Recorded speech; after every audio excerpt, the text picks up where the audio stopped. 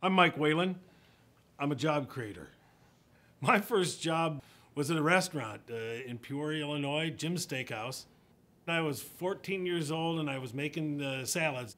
That was an eye-opening experience in real life, and showing up on time, working hard. There was a camaraderie at Jim's Steakhouse among all the people that worked there that stuck with me my whole life. That first job and all of my first jobs taught me as much as I learned in school. Back in 1978, I was just getting out of law school, and I decided that I was going to open a 100-seat restaurant and called the Iowa Machine Shed. Had a 5-word constitution dedicated to the Iowa farmer.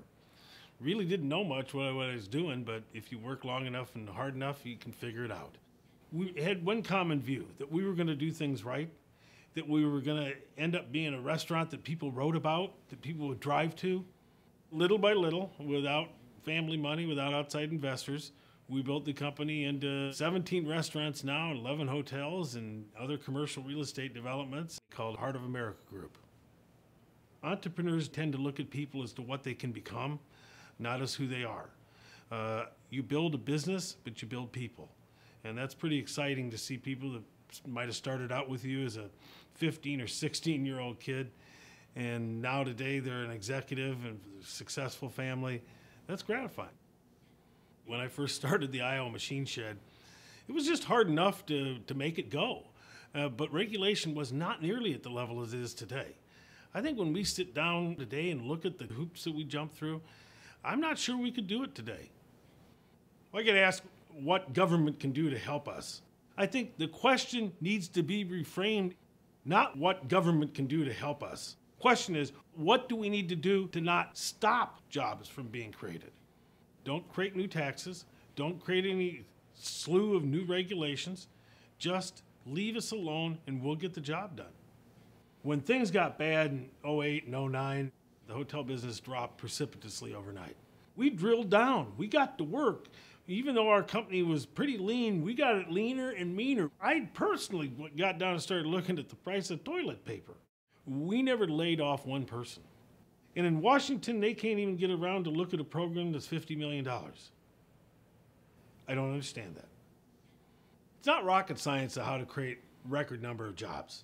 First, you have a tax system that makes this a great place to invest rather than have one of the highest tax rates in the world. Second, you have a regulatory environment that doesn't make you want to say, hey, do I want to build in the USA or somewhere else? And third, we need a healthcare system that puts the consumer in charge, not the government. Does it matter how fast we grow? You bet it does. This country grows at 1%. That means we double our economy every 72 years. We grow at 4%.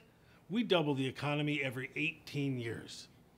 Today, the average household income is a little over $50,000.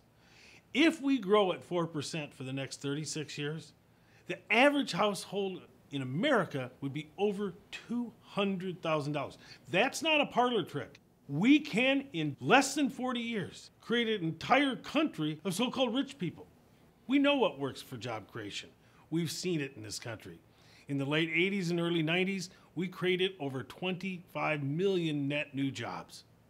In contrast, in the last decade, where we pursued a lot different kinds of policies, high government spending, more and more regulation, almost a new one, almost seemingly like every month, what has happened is we've created no net new private jobs. So I think that the empirical evidence, if you want to say the test laboratory's in. We know what works in the country and we know what doesn't. And as Job Creators Alliance, our job is to explain to the American public the best ways that we can get back to that dynamic job creation machine known as the American economy.